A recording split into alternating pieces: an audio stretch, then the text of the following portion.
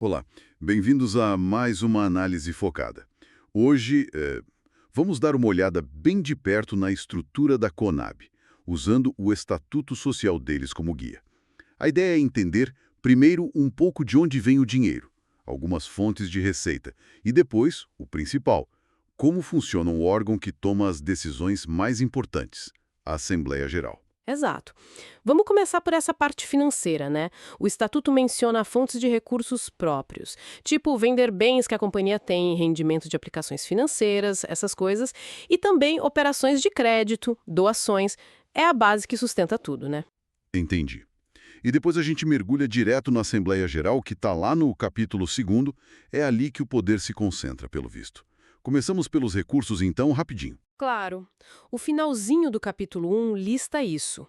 Além do que a gente já falou, da venda de bens e dos rendimentos, tem também, olha, operações de crédito, pegar empréstimo, basicamente. E subvenções, que são aquelas ajudas financeiras, muitas vezes do governo. E, claro, o dinheiro que entra das operações normais. E até juros e multas se alguém não pagar em dia. É só de uma fonte. Exatamente. Para uma empresa como a Conab ter várias entradas de dinheiro, umas do mercado, outras talvez de apoio do governo, dá uma resiliência, né? Mas como você falou, o ponto central, assim, onde as decisões mais pesadas são tomadas, é a Assembleia Geral. O artigo 12 já diz, é o órgão máximo. E é interessante, né? O estatuto já avisa que ela não existe no vácuo. Tem leis importantes por trás. A lei das SA, a 6.404, e a lei das estatais, a 13.303. O que isso quer dizer na prática? Olha, significa que, além das regras internas do estatuto, a Conab tem que seguir um monte de normas. Normas de governança, de transparência. A lei das estatais, principalmente, coloca uns controles a mais, pensando no interesse público, sabe? Define quem realmente tem a palavra final. E quem são essas pessoas com a palavra final? Quem participa da Assembleia? O artigo 13 fala direto. Os acionistas que têm direito a voto. E quem comanda a reunião? É o diretor-presidente da Conab. Isso não é um pouco estranho? O chefe da gestão presidindo o órgão que deveria fiscalizá-lo? Comum até, mas exige que os controles funcionem bem. A ideia é que o presidente está ali representando a companhia, mas quem vota e decide são os acionistas. E essa assembleia, como diz o artigo 14, se reúne normalmente uma vez por ano, ali nos primeiros 4 meses, para ver as contas e tal, mas pode ter reunião extra a qualquer hora se precisar. E quem pode chamar essas reuniões extras? Não é só a diretoria, imagino. Não, não. A convocação, segundo o artigo 15, pode vir do Conselho de Administração, da diretoria, mas também do Conselho Fiscal ou até dos próprios acionistas, se juntarem uma parte do capital. E tem um prazo, né? Geralmente 8 dias antes, no mínimo, para todo mundo poder se preparar. Entendi. E tem aquela regra no artigo 16 que me chamou a atenção: só se discute o que já estava no aviso da reunião, no edital. Nada de, vamos aproveitar e falar disso aqui também. Por que tão rígido? De última hora, sem que os outros acionistas tenham tido tempo de pensar sobre aquilo. Ajuda a manter a ordem e a transparência nas decisões importantes. A rigidez é meio que o preço para ter essa organização. Faz sentido. E quais são essas decisões importantes? Quais são os superpoderes da Assembleia Geral que estão listados lá no artigo 17?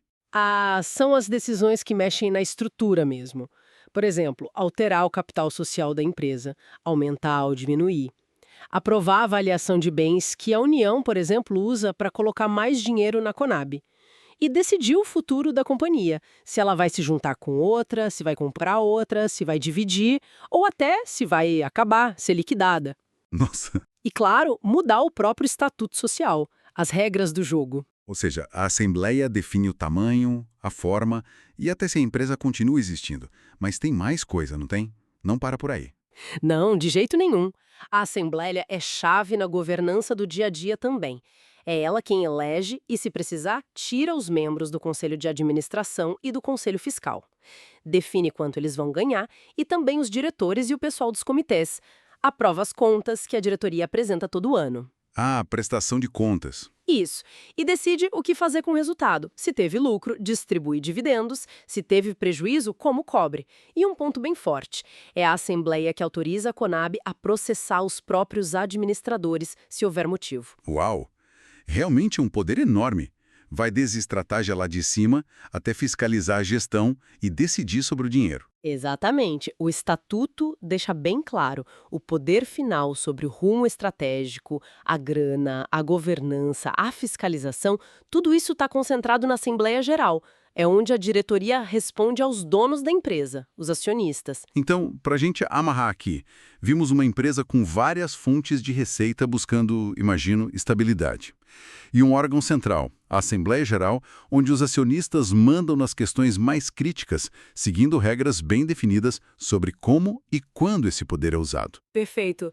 E isso tudo levanta uma questão interessante para a gente pensar, né? Essa concentração toda de decisões super importantes, financeiras, estratégicas de quem lidera na mão da Assembleia Geral.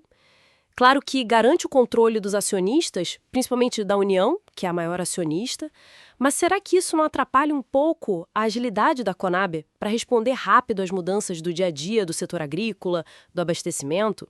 Fica essa tensão, né? Entre ter o controle bem amarrado e precisar ser flexível. Algo para a gente refletir.